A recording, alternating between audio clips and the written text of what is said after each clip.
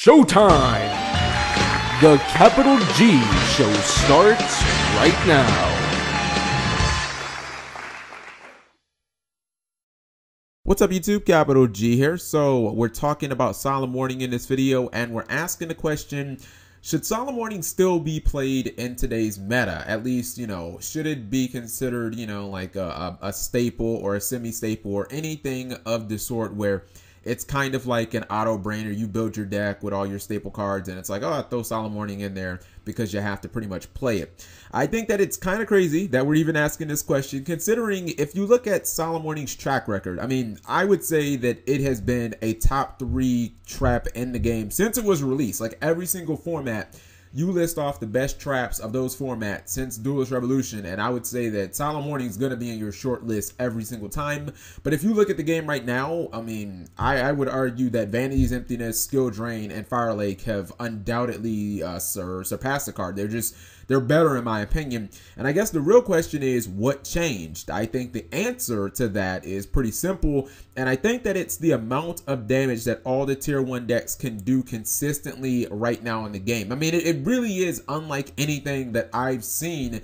And I've been playing this game for a long time. When you look at Shadow, Cleese, and BA, I mean, all 3 of those decks can dish out like 5,000 to 6,000 easily in their first battle phase. You start with Burning Abyss. People may say is the best deck of the format.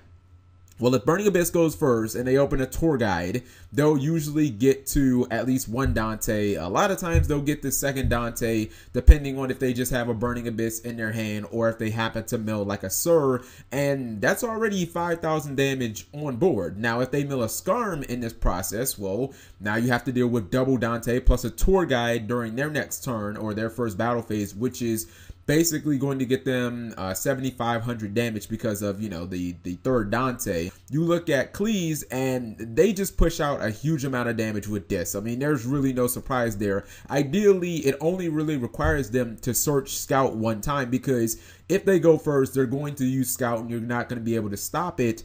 But the 2nd Scout is how they basically do all their damage. I mean, the ideal setup for Cleese, which they do a ton, is simply to summon like Carrier or Helix or whatever, and then equip it with a sacrifice, and then during their turn, they activate Scout, they search their disc, they tribute it, and disc is 28, 3,600 from the, buddies that he summons, and then all they have to do is use the sacrifice that they tributed. They can search, any level 1 pendulum, and then they can pendulum the guy that they distributed back for the other 1,800, and that's 8,200 when you add it together. So, Cleese is a deck where basically if you let them resolve that Scout, they can OTK you by turn 2.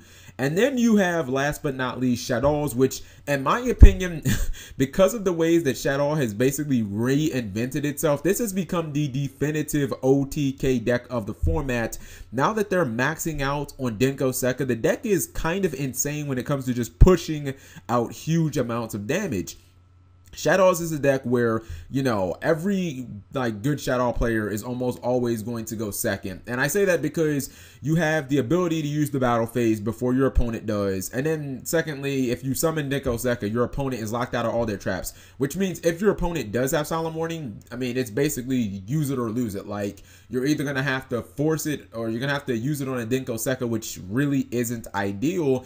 And then because they're playing, 3 enemy controller and 3 El Shaddai fusions, not only does the deck routinely snatch steal their opponent's monsters, but then after they're done attacking with all the monsters that they've thrown on the field, they'll usually activate El Shaddai fusion just to basically guarantee that they win, because that card will generally do either 2,600 or 2,800 more damage. So it's kind of crazy, and it almost means to me that Solemn Warning is becoming dead after turn 3 much more often than it ever was in the past, because every deck can just do huge amounts of damage. And even if you do open with Solemn Warning and you have to use it kind of early, I mean, it's pretty clear that all of these decks can OTK you if they only need to get the 6,000 life points.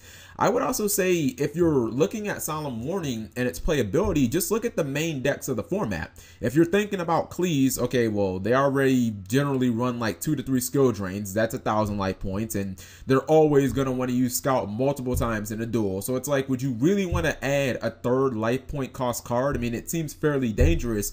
And Shadows, you know, this is currently the most aggro deck that always wants to go second. So it already kind of conflicts with Denko Sekka. And if you want to go second, you probably want to have as many aggro cards as you can get.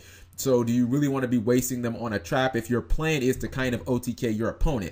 Now, obviously, it goes without saying, if you're running something completely rogue like Evil Swarm or Hat or something like that, then Solemn Warning is an absolute staple because you have to find some way to fight against all the broke shit that the meta does. But it feels like if you don't go first, it's like Solemn Warning is just not that great because every deck will just vomit all over the field. Like this format, every deck can put so much field presence on board, and then it's like if you're going second, I mean, your opponent has already amounted so much shit on the board, it's like, okay, what does this Solemn Warning do now? You know, I guess I'll just set my Solemn Warning and get Fire Lake and just fucking scoop or something like that. So I don't think that Solemn Warning is a really strong card right now.